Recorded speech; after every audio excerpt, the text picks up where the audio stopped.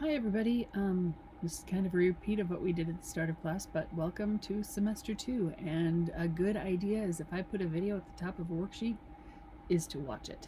All right, so I just want to take a look. This is still pretty rough, and you'll see that in a moment. But one of the things I want you to really take a look at is this folder. It'll usually be towards the bottom of your page, or at least right underneath the unit we're just working on.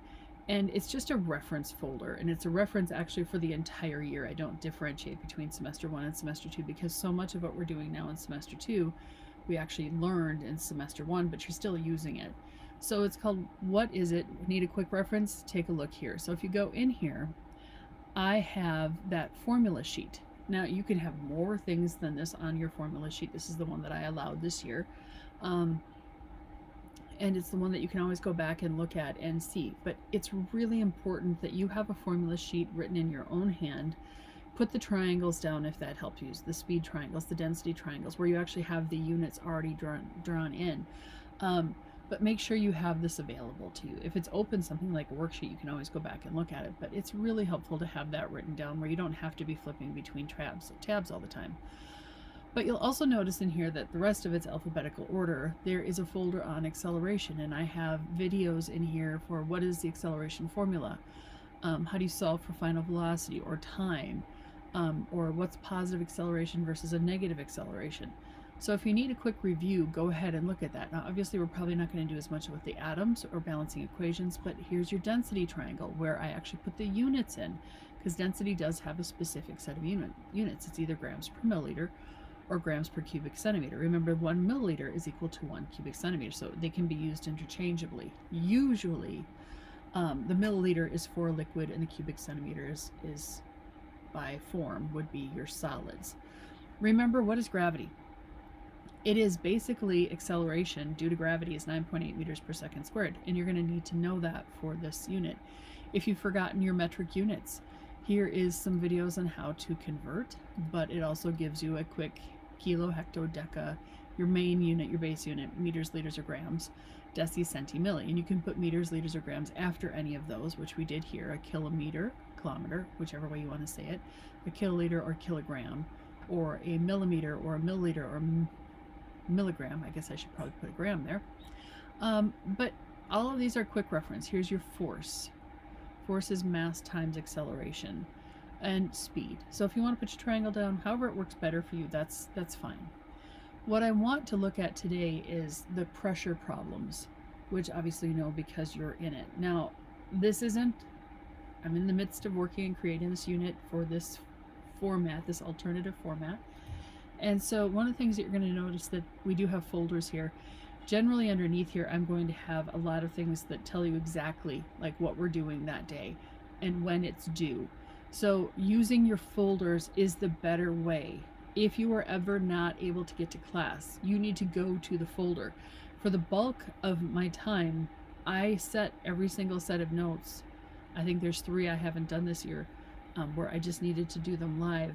I record all of my notes, so you can always go back and do it, but you need to go into the folder for the day. So today, day 1 for the pressure unit, we'll have a few more things in here, but right now we're starting with the pressure problems. Obviously, I'm just building this unit. So to make your life a little easier, I put some of the main formulas that you're going to need because I know everyone knows exactly where that formula sheet is, but again, you might want to write it down so that you have it as a quick reference, and you put it in your notation so it makes sense. And we're going to learn about what is pressure. Well, pressure is force divided by area, okay?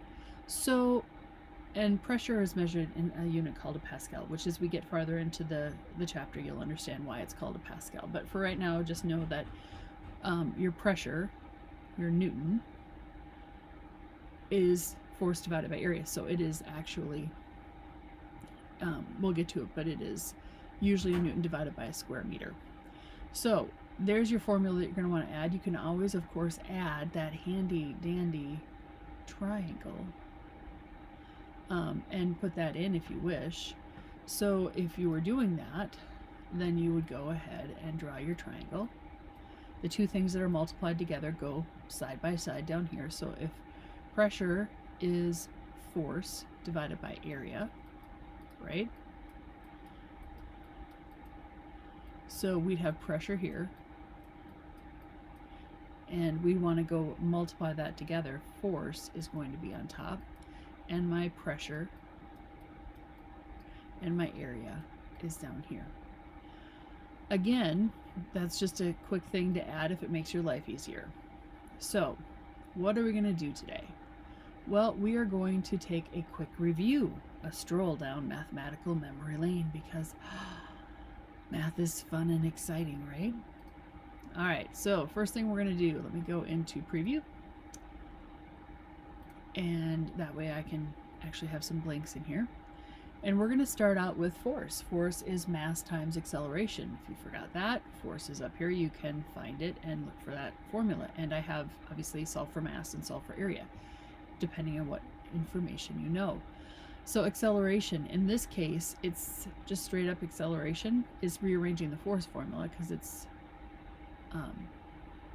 speed divided by time, because I knew my final velocity, and obviously in this case my initial velocity was 0, so I just shortcutted it for you. Weight of an object with a mass of 50 kilograms. Remember, weight is a force unit and the acceleration is gravity, 9.8 meters per second squared. An object weighs 110 newtons. What's its mass? So an object weighs 110 newtons. We're going to need, and we want to find mass, right? Weight is 9.8 meters per second squared. So our acceleration is implied there that it's 9.8. So again, you see why if I'm putting a video at the top of a worksheet, you really, really need to watch it. And you're going to go through and review the rest of these. So let's go down to a force divided by area, or in other words, a pressure problem. And if I do that, and let's go to number 9, which is 30 newtons divided by 15 square meters. Simple math, 30 divided by 15 is 2. Now my unit is newtons per meter squared, not cubed. And that is the unit for a pressure unit. Otherwise, I can write that as 2 PA, because a Pascal, a pressure unit, is equal to 1 Newton divided by 1 square meter. And if I know that, then I know I have a Pascal pressure unit. So the easy thing is a straight up division. Calculators are usable. If you have a phone, obviously you can use your phone calculator. This is not a test. So use your math skills as needed. And so as you get down to that, these are the easy ones, the practice ones. A playground measures 60 meters by 100 meters. I'm looking at number 19. What is the area? Well, area is length times width, so I give you that, so you're going to have to calculate that. Then, if 12 newtons is applied to the playground area that we just calculated, what's its pressure? So now you take the area from number 19 and use that to calculate the pressure for 20. So that would be your 12 newtons divided by whatever your area was. And it's going to be small. It's going to be a decimal, so don't freak out over that. So we're going to see that that's moving through here. That's your first set. I know it's 20, and I apologize for all the scrolling and you're going to have to do, but it was the easiest way not to come up with 20 million different wrong answers and just have you kind of use the ones that are right. Now for number 2, pressure is measured in what units? Force is measured in what units? This is really trying to remind you that units matter. Units actually mean more to most scientists than the number. Now, the number needs to be there, don't get me wrong. But you could have the most beautiful math on earth, and if you don't put down the right unit, it literally doesn't mean anything to me. Because if you put down a Newton, I know that that's a force unit. I know you're talking about force. But if you put PA for Pascal, I know that's a pressure unit. I know that liter is a volume, that grams per milliliter is something else. That's my density. All of these things mean something.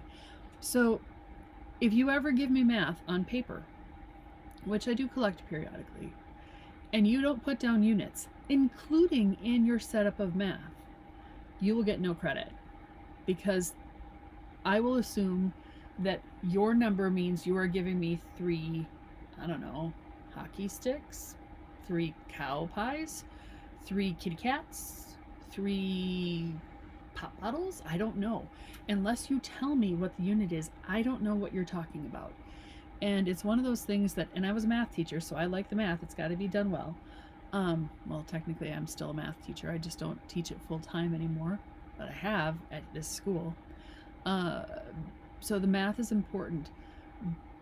But in science, you cannot forget to put down the units. So when I set up a problem, an object exerts a force of 15 newtons over an area of 3 meters squared, I expect to see those units on the setup.